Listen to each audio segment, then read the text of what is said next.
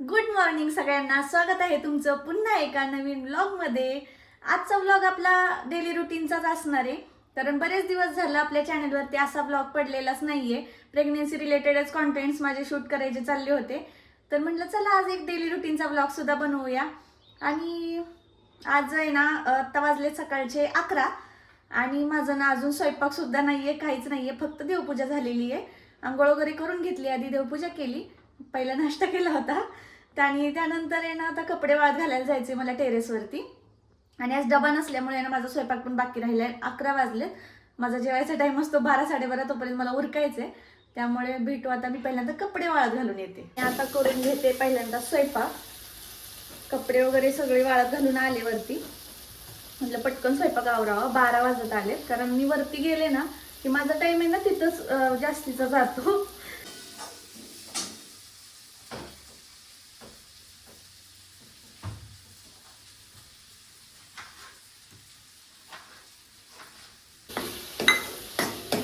आज माझ्या एकटीचा स्वयंपाक होता, त्यामुळे मी काही जास्त बनवत बसत नाही.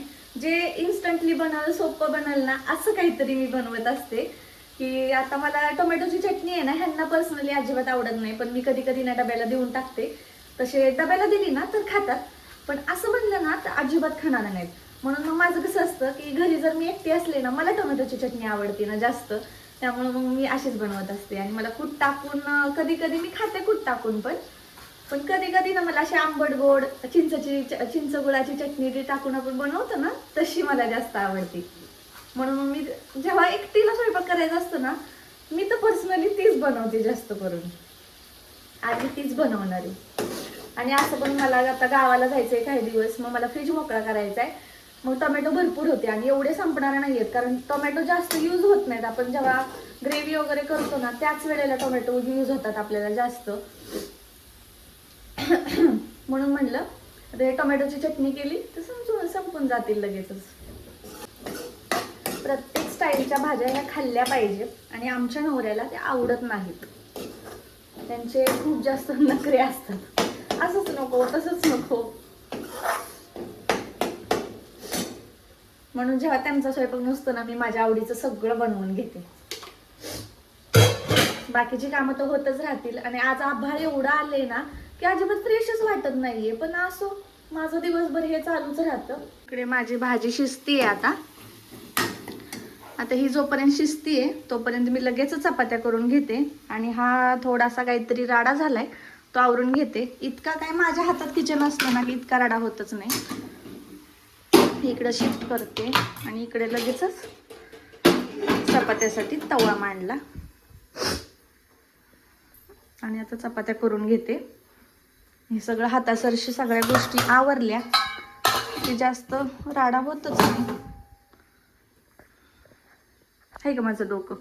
बघितलं, गॅस बंद ठेवलाय आणि भाजी शिजायला ठेवली. छान. चला, स्वयंपाक वगैरे रेडी झालाय. आणि रेडी झाल्याच लगेच गरमागरम खाण्यातच जी मजा आहे ना ती कशातच नाहीये. तर मी दाखवते काय काय घेतले. दिसतंय का? इथं मी घेतल्यात चपात्या, बीट, श्रीखंड आणि टोमॅटोची चटणी. जेवून घेते पहिल्यांदा, टीव्ही बघत बघत, नंतर तुमच्याशी बोलते. मी आहे ना आज सकाळपासून ठरवलेलं की आज मला हे करायचे ते करायचे. म्हणजे रोजच माझं हे असतं की मी जे ठरवते ना ते माझ्याच्याने होतच नाही. मग झालं असं, जेवण केल्यानंतर चालत बसले आणि ते सगळं झाल्यानंतर जरा वेळ अर्धा तास पडावं म्हणलं, तर मोबाईल स्क्रोल करत करत करत माझा 1 तास कधी गेला ना समजलंच नाही. आणि आता मला लागली भूक, त्यामुळे म्हटलं आता उठावं. 3 वाजलेत. घरातली थोडीशी कामं पण राहिलेत, माझी भांडी वगैरे राहिल्यात, कारण मला आज बनवायची होती गुलाबजाम. तर मी तिकडेच बनवायला चालले. आणि बरेच दिवस झालं, 8-10 दिवस झालं त्यांनी ना हे पॅकेट आणून ठेवलं होतं. आणि मी ना अजिबातच बनवत नव्हते. म्हणजे मी ना कंटाळा करत होते हे गुलाबजाम बनवण्यासाठी. आणि हे इतक्या दिवस पडून आहे, रोज आलं की ना त्यांचं एक असायचं की अरे वा गुलाबजाम बनवलेस, किती छान झालेत, अरे वा. म्हणजे ते टोमण्यात बोलत होते की मी बनवत नव्हते ना, त्यामुळं मग मी रोज काय ना काहीतरी असं विचार करायचे की आज बनवेल, उद्या बनवेल, आज बनवेल, उद्या बनवेल, असं करत करत ना मी 8 दिवस काढले. आणि तेव्हापासून हे पॅकेट असंच घरात पडलेलं आहे. तर म्हटलं बघूया आज त्याचंच बनवूया. जरासा वेळ पण आहे, भांडे घासायचे पडलेत अजून, पण आधी गुलाबजामुन बनवते, कारण त्याची पण भांडी अजून पडतीलच. तर तुमच्यासोबत रेसिपी काय शेअर करायची, पॅकेटचं गुलाबजामुन आहे. मी गुलाबजामचं आधी मळून घेणार आहे, ह्या भांड्यामध्येच मळतीये. तर तसं तर आहे हे केकचं भांडं, पण आहे ना त्याचा वापर मी आहे ना असं काहीतरी मळण्यासाठी किंवा थोडं थोडं पीठ मळायचं असेल ना तर मी ह्याचा वापर करत असते. बिचारा म्हणाल की केकची ऑर्डर करून करून दमली, आता मला हे माझा असा वापर करते. पण काय त्याला ठेवल्या तरी काय करणार आहे, आता मी ऑर्डर्स पण घेत नाही, मग त्यापेक्षा आपलं तर काहीतरी वापर झालेला ठीक आहे ना.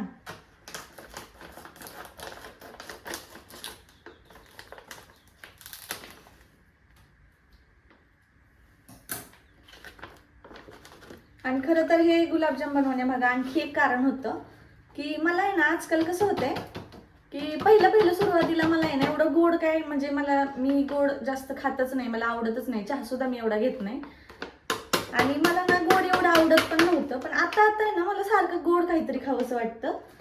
आणि एका ताईची कमेंट पण होती की ताई डोहाळे जेवण डोहाळे कितव्या महिन्यात लागतात. तर असं काही स्पेसिफिक टायमिंग नसतं डोहाळे लागण्याचं. तर आपण म्हणतो ना की डोहाळे लागतात, तर असं मला तर नाही वाटत की डोहाळे म्हणजे सेपरेट असं काहीतरी असतं म्हणून.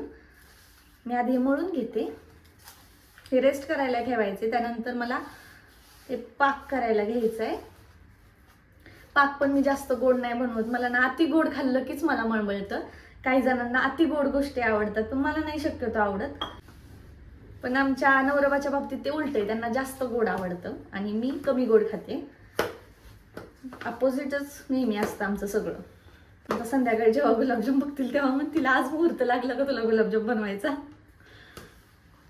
कुठली पण गोष्ट मी ना आवडीने घरामध्ये आणते, जोवर त्याला 8-10 दिवस तरी होत नाहीत ना तोवर माझं असंच असतं.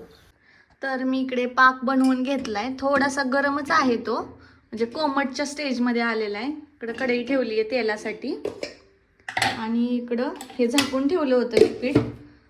आता ते थोडंसं आणखी एकदा मी मळून घेते हाताने, तूप लावून थोडंसं.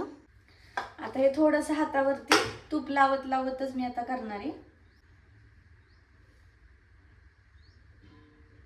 ज्या एकट्या राहतात ना त्यांच्या बाबतीत तर हेच होतं की स्वतःला सगळं करून खावं लागतं. जरी ते सुरुवातीच्या दिवसामध्ये जरी खाऊ वाटत नसलं, भाजीचा वास येत असला, आणि अक्षरशः होतच असं, सगळ्यांना असं वाटतं की इतकं काय अवघड नसतं, पण खरं अवघड असतं. स्वतःच्या हातचं ना अजिबात खाऊ वाटत नाही.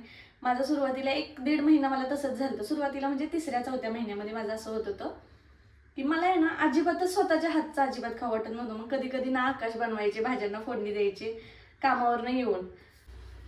आता ते व्हिडिओमध्ये जास्त दिसत नसले ना, कारण त्यांना जरा असं आता आम्हाला गावी जायचे, सुट्ट्या हव्यात, त्यामुळे ते आता जरा सुट्ट्या वगैरे घेत नाहीयेत आणि जरा लेट येत आहेत, त्यामुळे ते आता व्हिडिओमध्ये दिसत नाहीयेत. आणि हो, पुढच्या काही दिवसांमध्ये तुम्हाला गावाकडचे व्लॉग्स बघायला मिळणार आहेत, तर त्याला पण असंच प्रेम द्या. आणि जे असं आपण म्हणतो ना की डोहाळे कधी लागतात, काय लागतात, तसा कुठला दिवस बघून किंवा काय बघून डोहाळे लागत नाहीत. म्हणजे मला पहिलं कसं वाटायचं, जेव्हा मी प्रेग्नेंट नव्हते ना त्यावेळेला मला कसं वाटायचं की डोहाळे म्हणजे असं असेल की नाही का, एखादी गोष्ट खाऊ वाटली तर ती पाहिजे म्हणजे पाहिजे, मला खायचीच आहे, किंवा वेळ लागत असेल त्या गोष्टीसाठी, मला असं वाटायचं की काहीतरी रिॲक्शन होत असेल शरीरातून. पण माझ्या बाबतीत तसं नाही झालं. मला आहे ना म्हणजे कसं, मी तर अशी म्हणजे ज्यांना चटपटीत खायची फूडी वगैरे असतात ज्या मुली, किंवा सगळेच असतात फूडी, मी एकटीच आहे असं नाहीये, त्यांना आहे ना कसं होतं माहितीये का, की आता आपण एखादी गोष्ट समजा आपल्याला खाऊ वाटली, आता मला गुलाबजाम खाऊ वाटले तर मी बनवते, तर आपण एरवी काय करतो की बाबा मला आता खाऊ वाटले, ठीक आहे बनवू, एक 4-8 दिवसांनी बनवू, 15 दिवसांनी बनवू, ठीक आहे खाता येतील. नाहीच बनवण्यात आले ना ठीक आहे, नाही खाता येत. पण जेव्हा प्रेग्नेंट असतो ना तर त्यावेळेला त्या गोष्टी ना पुरवल्या जातात की हा बाबा घे, हे खाच म्हणजे तू. जे म्हणतात ना की डोहाळे लागलेत, तर त्याचं एक पण अजून कारण असणार आहे, जे आपल्यामध्ये विटॅमिन्सची कमतरता होती ना, तर अशा वेळेला आहे ना ज्या गोष्टीची कमतरता आहे आपल्या शरीरामध्ये त्या गोष्टी खाव्याशा वाटतात. मग काही जणांना ते खडू बिडू हे असलं पण खाऊ वाटतं, त्यांना कॅल्शियमची कमतरता असू शकते नॅचरली.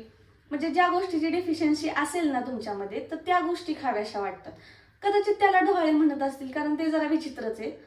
आणि पहिल्या 3-4 महिन्यामध्ये ना आपल्याला मळमळ, उलट्या ह्या गोष्टी होत राहतात.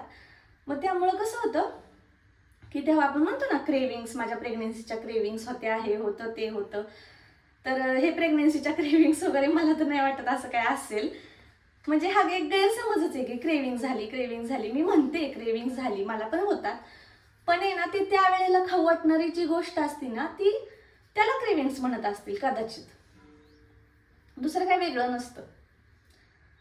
फक्त फरक एवढाच की पहिला आपण काय करतो, एरवी आपण त्या गोष्टी टाळतो. ठीक आहे, उद्या खाऊ, परवा खाऊ. पण प्रेग्नेन्सीमध्ये कसं असतं, बायकांचं हट्टीपणा वाढतो. नाही, मला आत्ताच पाहिजे म्हणजे पाहिजे असं. आणि सुरुवातीला मळमळ, उलट्या ह्या गोष्टी होत राहतात ना. मग अशा वेळेला काय होतं, चटपटीत काहीतरी असं गोड, आंबट, तुरट अशा गोष्टी खाव्याशा वाटतात. मग असं तोंडाला चव अजिबात नसती, घरातलं जेवण जेवायचं नसतं, बाहेरचं सुद्धा काही गोड लागत नसतं. मग अशा वेळेला आंबट बिंबट असलं खाऊ वाटतं. आणि आता कसं होतं की त्याच्यानंतर एक 4 महिन्यानंतर, 4थ्या महिन्यापासून आता मला 6वा संपला, म्हणजे आता मला 7वा सुरू झालाय. तर आता ह्या वेळेला कसं होतं की आपली भूक वाढते जास्त, वजन आपलं वाढत असतं, बाळाचं वाढत असतं.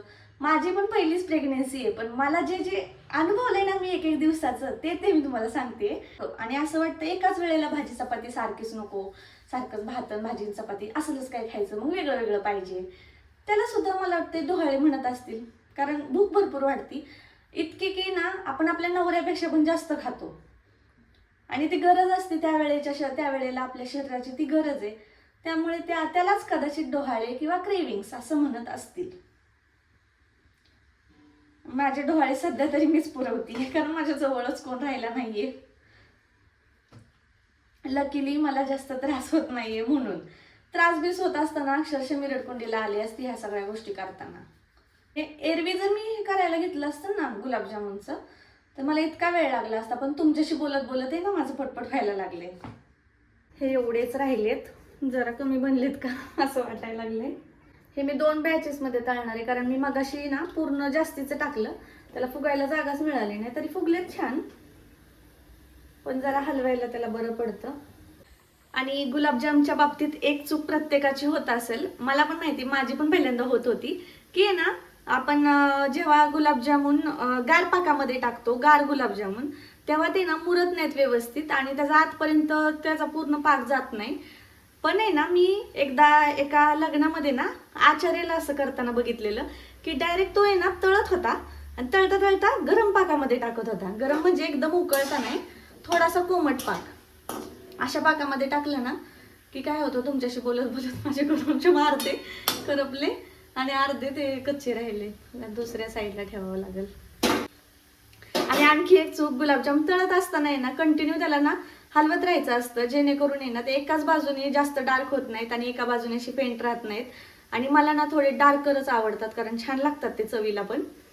इकडे हे एवढे केलेत, हे एवढे राहिलेत आणि इकडे एवढे चाललेत. जो एक गुलाबजामुन आहे ना मी बाजूला काढलाय, थोडासा गरम आहे. तर हा माझा सगळ्यात फेवरेट आहे, कारण मी आहे ना बनवताच आहे ना एक तरी असा ना कोरडा गुलाबजामुन खाते. मला आवडतं असं जरासा कोरडा गुलाबजामुन खायला, कारण तो छान लागतो. तुम्ही पण ट्राय करा, बघा कसा लागतोय, तो मस्त लागतो. म्हणून मी हा बाजूला काढून ठेवलाय. हा थोडासा गार झाला की मी खाणार आहे. इकडे सगळे गुलाबजाम रेडी आहेत. पाक कमी वाटत असला ना तरी नाही येतो, तो सगळा शोषून घेतलाय त्यांनी. त्यामुळे मी करेक्ट प्रमाणातच बनवत असते. त्याला झाकून ठेवते, संध्याकाळपर्यंत मुरून जाईल. आणि तुमच्या क्रेविंग्स काय काय होत्या ना त्या सुद्धा मला कमेंटमध्ये सांगा, की त्यावरून मलाही अजून काहीतरी चटपटीत बनवायचा चान्स मिळेल आणि अशाच मी तुमच्यासोबत काही व्हिडिओज घेऊन येईल. तर आजचा व्लॉग कसा वाटला ना ते तुम्ही कमेंटमध्ये नक्की सांगा. तर भेटूया अशाच नवीन व्हिडिओमध्ये. तोपर्यंत बाय बाय.